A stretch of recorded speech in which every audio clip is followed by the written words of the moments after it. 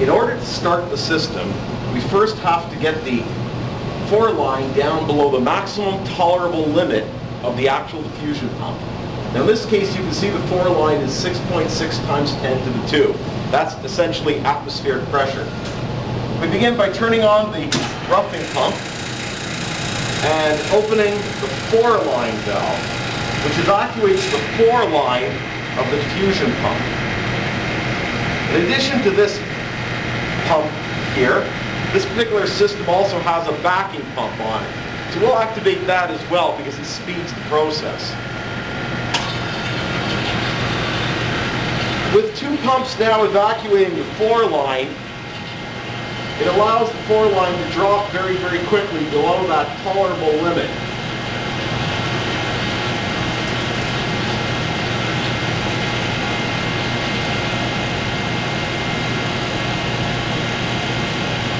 We're essentially now around 0.12, there we go, 0.1 torque, which is the maximum tolerable for this pump. So I can now turn on the diffusion pump. Water cooling has already been turned on. So, with water cooling on and the pour line now below the maximum tolerable limit of the pump, we now wait about an hour for the actual pump to warm up before we can actually use it.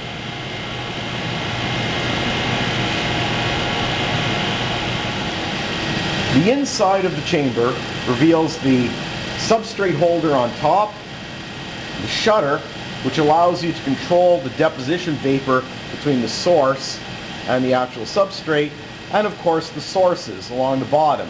There's several sources mounted along here, 4 of them, which can be any type of material. Now the actual substrates themselves, in this case small glass blanks, are mounted upside down so that any dirt that falls will fall away from the substrate and not onto it. This is a fairly standard arrangement for a system like this. Two substrates are mounted now. In the center is the actual crystal monitor, which allows us to monitor the thickness that we're depositing onto these. It receives the same flux of vapor as these two substrates do, and will read out on a monitor the rate and the thickness as the deposition film grows.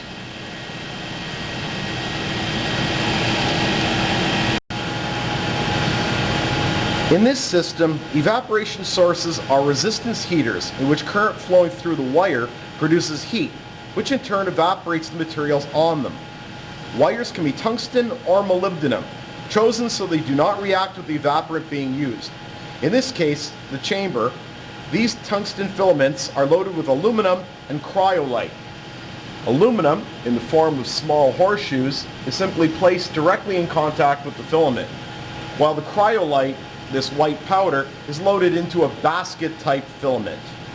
During the evaporation, the wire itself is made hot enough to melt the aluminum and the cryolite and evaporate it, but not actually melt the filament material itself. During deposition, the actual flux itself, in terms of the vapor flow, is controlled with this shutter. The shutter allows you to close the material off in terms of it'll intercept the actual vapor going into it, and this allows you to evaporate things like the trapped gases within the evaporant material, as well as any impurities on it. Once the material itself is hot and ready to go, you simply move the shutter aside and the deposition begins. At the end of your deposition, and when you've reached the final thickness, you once again put the shutter on top of the material to stop the deposition.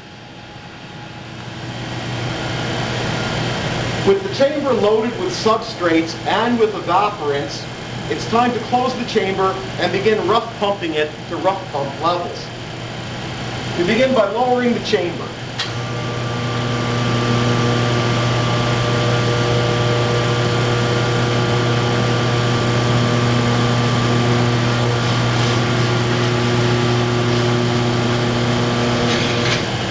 Before continuing, ensure that the crystal monitor is actually working.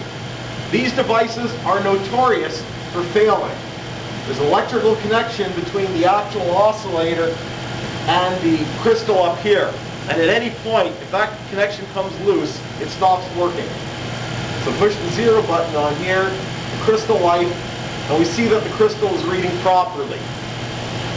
Now, in order to rough pump, we begin by closing the vent valve, close the 4-line valve, and open the roughing valve to begin pumping the chamber. It's important that you realize that this valve, the roughing, and this valve, the 4-line valve, must never be opened at the same time. If you open these at the same time, high pressure from the chamber would run through the roughing line, enter the 4-line, and the 4-line would quickly exceed the maximum tolerable 4-line pressure. You would end up with a backstreaming situation. So these must never be opened at the same time. Either the vacuum pump, the roughing pump, is pumping on the 4-line, or it's pumping on the roughing line, but it's never doing both at the same time, ever. The chamber is now falling. This is a 5-minute operation before it falls to the actual crossover pressure.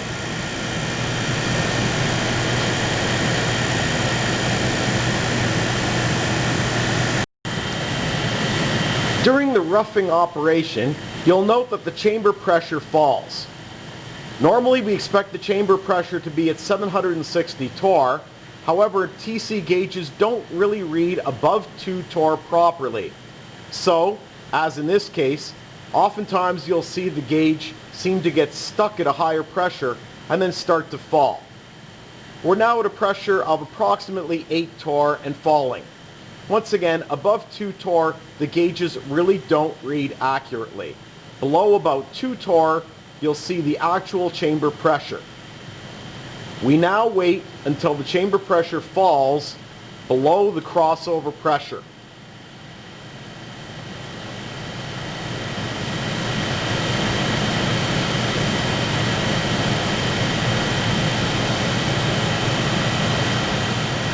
While rough pumping the chamber, it's important that you watch the 4-line as well. The chamber, of course, will continually reduce in pressure, but at some point you may find that the 4-line actually begins to increase in pressure. This is due to the off-gassing of gases that are trapped inside the diffusion pump fluid. If this happens, the operation of backing is necessary so the pump does not hit the maximum tolerable 4-line pressure.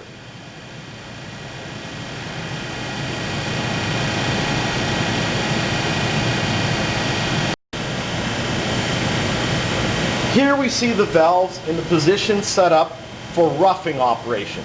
The roughing valve is open, the 4-line pressure is closed. Now in the event that the maximum tolerable 4-line pressure is reached, or you're just getting close to it, it's necessary to do the backing operation on the diffusion pump. In order to back the diffusion pump, you simply close the roughing valve first, and then open the 4 pressure line until you see the 4 pressure drop. Usually you leave this valve open about 30 seconds or so to evacuate the 4 line and bring it down to a nice low vacuum level. Once again, keep in mind that these valves must never be open at the same time.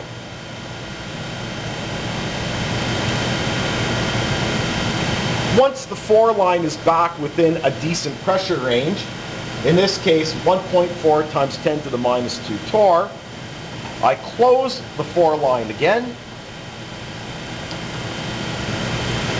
open the roughing line, and continue rough pumping the chamber down to the crossover pressure. Backing isn't always necessary. In many cases, it depends on the condition of the oil in the pump and how clean the system actually is.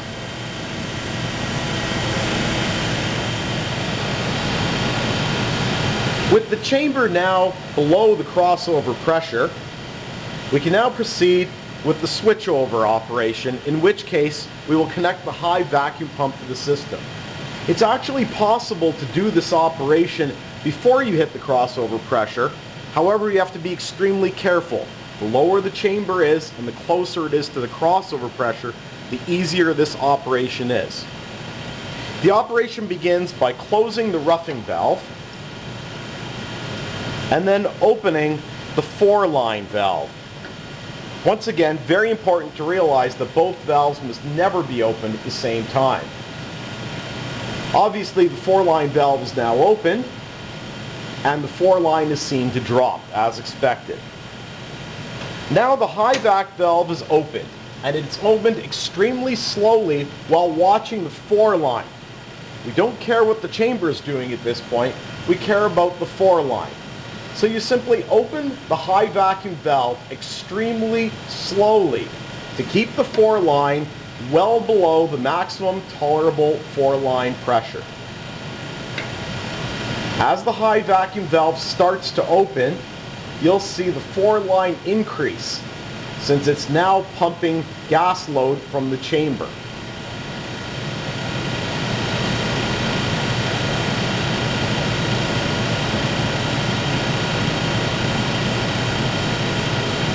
The maximum tolerable limit on this particular pump is actually 1.5 times 10 to the minus 1, or 150 millitorr. But we don't want to go that close to the limit. So I'm going to keep it below about 75 millitorr.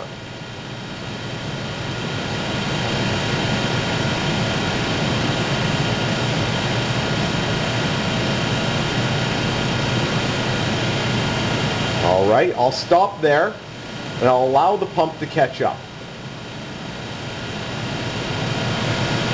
As the 4-line starts to decrease, I open the valve a little more.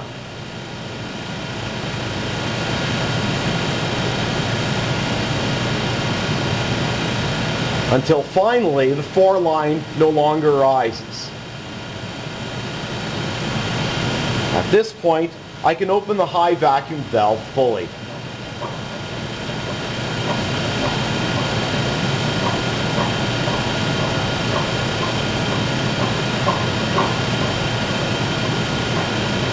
Now, to reach ultimate vacuum will take several minutes of pumping. At this point, we can watch the actual high vacuum levels using the ion gauge on the chamber.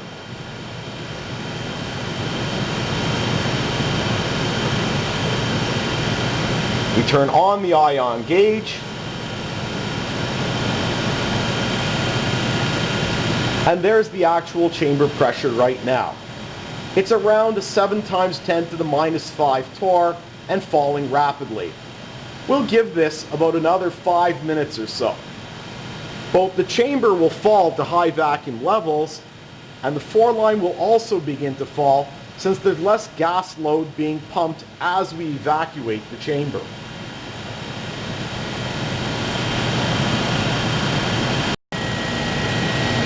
Once again, the crossover process, in other words, switching in the high vacuum pump, consists of closing the roughing valve first. Then opening the 4-line. It's important that we have the 4-line open when we open the high vacuum valve, since we're going to be pumping all of the gas through that pump and the 4-line is going to increase. Now, we open the high vac valve very slowly while watching the 4-line valve.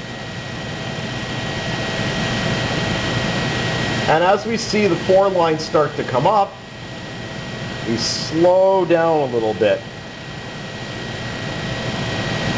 keeping the 4-line below the maximum tolerable 4-line pressure.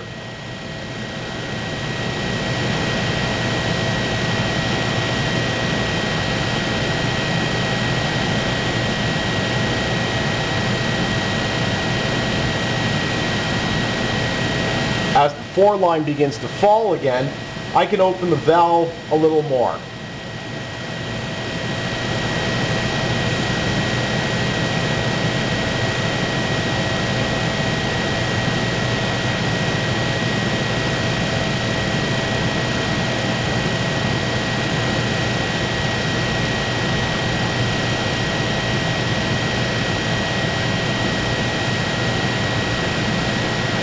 Finally, when I'm satisfied the 4 line is no longer going to rise, I can open the valve entirely.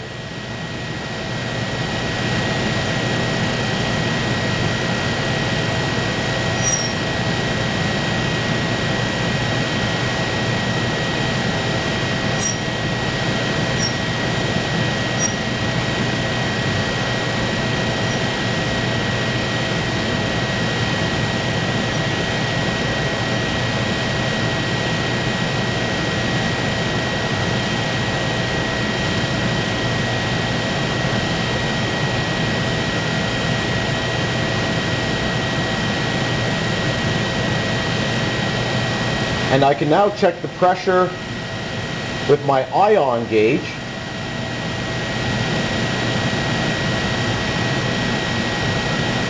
I will wait about 5 to 10 minutes until the pressure reaches the ultimate pressure for this chamber, in which case we'll be able to start the deposition process.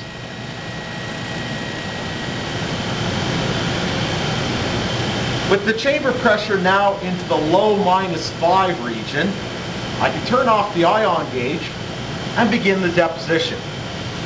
To start the deposition, the filament that we're using is selected, the current turned to 0, and the filament powered up. Ensure the deposition monitor is set up for the actual crystal we're going to be using, and in this case, film number 2. We begin by putting the shutter on top of the actual filament itself to intercept any vapor and any contaminants that come off of it, and then we wrap the filament up at a rate of approximately 1 amp per second. What we're doing is slowly increasing the filament current in order to warm it up slowly. This allows gases that are adhering to the actual filament to boil off. It also allows the aluminum to melt into the filament. We do this slowly to avoid cracking the actual filament. If you heat it too quickly, oftentimes the filament will crack.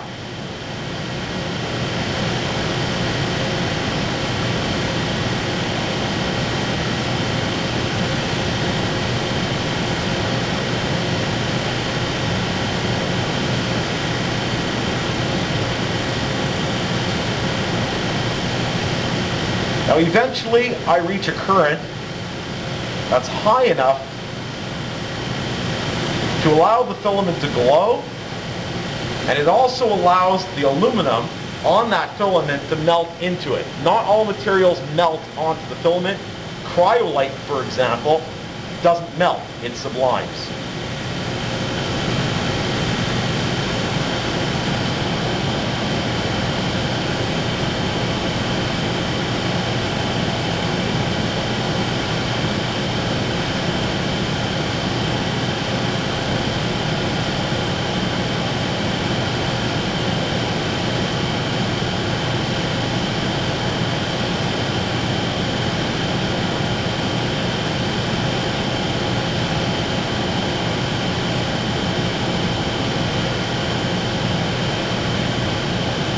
Once I'm satisfied that the material is melted, it's hot and it's ready to go, I can then open the shutter and allow the deposition to begin. You simply open this shutter and at the same time reset this to 0. The monitor now displays both the rate at which I'm depositing and the absolute thickness. If the rate's too slow, it simply takes a long time to do my deposit, so I increase the current of the filament. If the rate's too fast, I run the risk of splattering the material, in which case I decrease the filament. So as you're doing the deposition, you're watching the rate to keep it at the target, which in my case is about 5 angstroms per second, and you're watching the final thickness.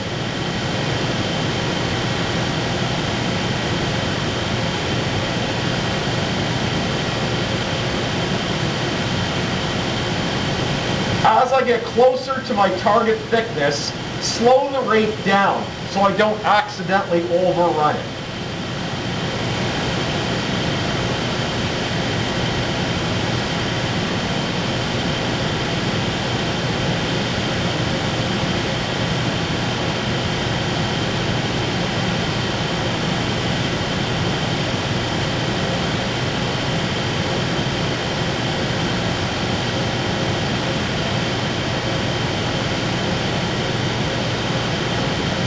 I'm approximately 80% of the way to my target, so I'm going to begin to slow the rate down gradually. It takes a long time for the filament to respond to changes in the current because it is thermal. It has a lot of mass.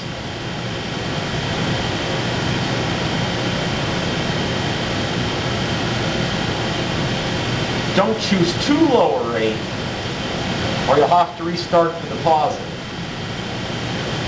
I'm about 10 angstroms away and shuttering. A little bit of overshoot. I went above my target thickness. I was hoping for 500 angstroms.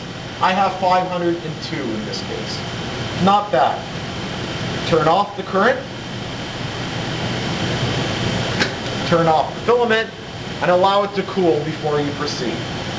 If you have another layer to do, at this point you can select that layer, put the filament on top of that filament, and do the exact same process.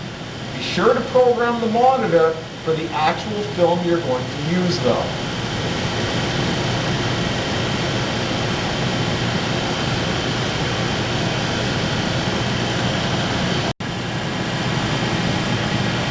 Through the chamber window, you can see the actual view of a filament as a deposition occurs.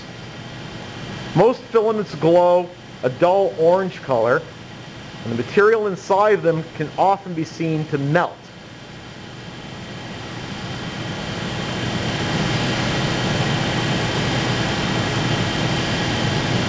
When the deposition is complete, slow the rate down until you reach the target rate, the target thickness rather, and then finally use the shutter on top to stop the deposition.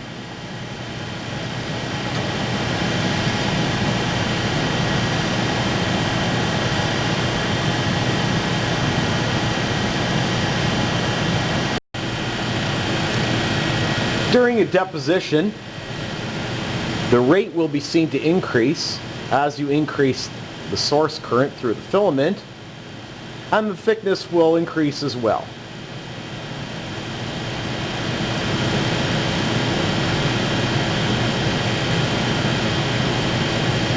Watch both the rate to keep it under or around your target rate, and watch the thickness to be sure you don't overrun the desired target for that layer.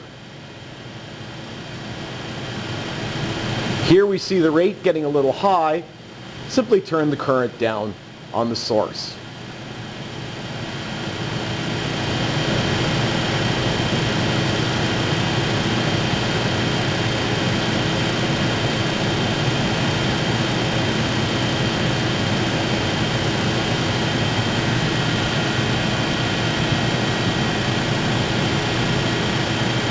As you start to run out of material on the filament, you may have to increase the current to keep the rate where you want it.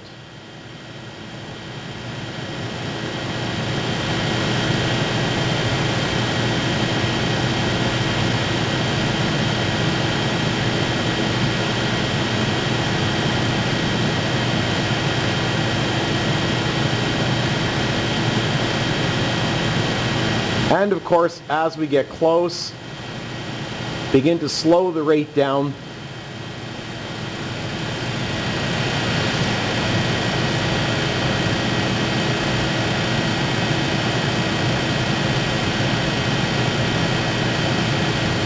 That's a little too slow.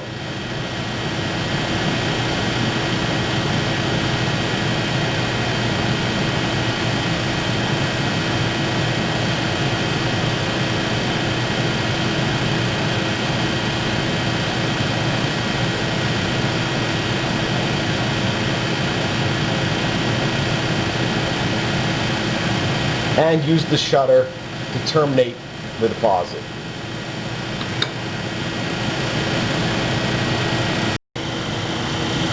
We'll do one last check with the ion gauge as well, just to see what our final pressure is.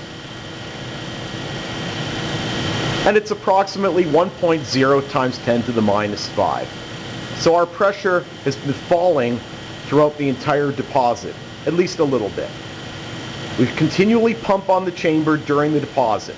We never disconnect the pump. If we did so, the pressure would rise.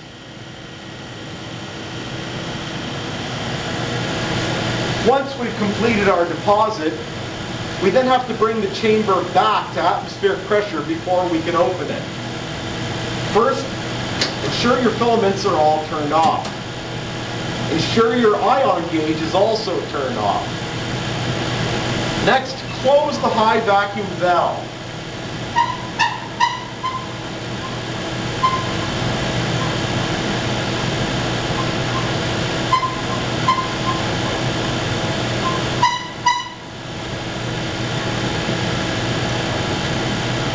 We leave the 4-line pressure valve open as we're doing the rest of the operation. We don't need this pump to do anything else. And what's going to happen is that gases trapped within the diffusion pump are going to boil off now as it sits there. So you always leave the 4-line pressure valve open while you're venting a chamber or while it's just sitting there. Finally now, we open the vent and we watch the 4-line as we do so. Now I'll put the chamber on. You can see the chamber pressure rising as expected. But the 4-line doesn't rise. If you see the 4-line rise during this operation, the high vac valve has a leak. You have to attend to that immediately. Do not let that thing rise, the 4-line rise above the maximum tolerable pressure. And again, during venting, the problem is the actual high vac is a very large valve. If a piece of dirt gets in that, it's conceivable that there'll be a small leak. You can easily damage a pump that way.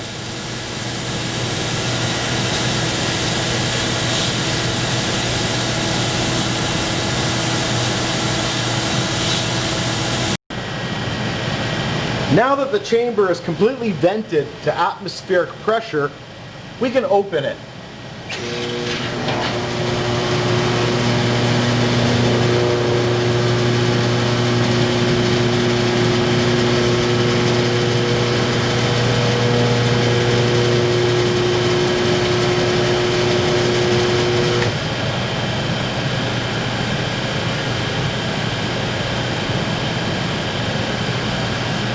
The aluminum that was on the filament is now melted, and there's only remnants of it left. And looking at our substrates, we now have a nice shiny aluminum deposit as expected.